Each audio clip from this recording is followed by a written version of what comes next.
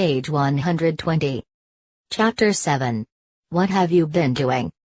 Whether you have been working for 20 years or 20 days, it is human nature to focus on the most recent job, even if it boasted the shortest tenure, and even if a previous job was for years and the current one just for months. Why? Because the interviewer wants to know what you can do for him or her, right now, and the most current job offers the best available proof. Why are you thinking of leaving your current job? What do they want to hear? Obviously, no one wants to leave a job with which they are completely content, although some people routinely interview to keep in practice or explore other opportunities in their area or industry.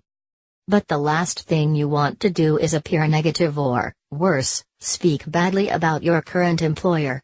Your interviewer will assume that if you're hired, you will soon be characterizing him and/or his company in the same disparaging terms. So handle your discontent, if that's what led you here, very gingerly. The less contented you are, the more careful you should be in talking about it. It will do you absolutely no good to confess to the interviewer that you lie awake nights fantasizing about putting a contract out on your current boss. Instead, use what management consultants call visioning. Imagine the ideal next step in your career, then act as though you are interviewing for that position. Here's what I mean. Let's say you are interested in assuming more financial management responsibilities. You might tell the interviewer, "There is a great deal I enjoy about my current job. But my potential for growth in this area is limited at closely held incorporated because of the size of the company and the fact that expansion is not a part of its current strategic plan." Green light.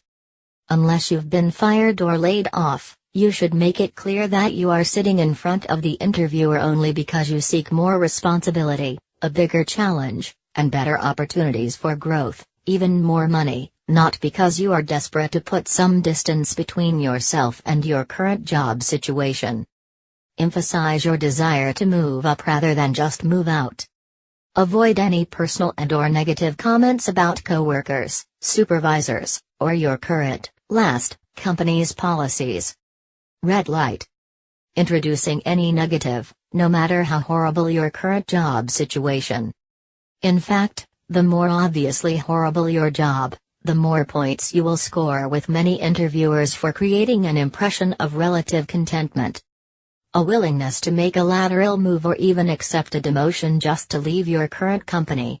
Unless you are moving into an entirely new area or field, such a willingness to move out rather than up would give me pause. What are you hiding? Is this just a last-ditch effort to get out before you are shoved out? And what does such an attitude say about your ability to tough it out until the right situation comes along? Is my company just a calmer sea in which to tread water until the right freighter passes by? A candidate who admits she lies awake nights fantasizing about calling Johnny's Buzzano to discipline her current boss. Variations. What's hindering your progress at your present firm? Is this the first time you've thought about leaving? What made you stay before? Page 121.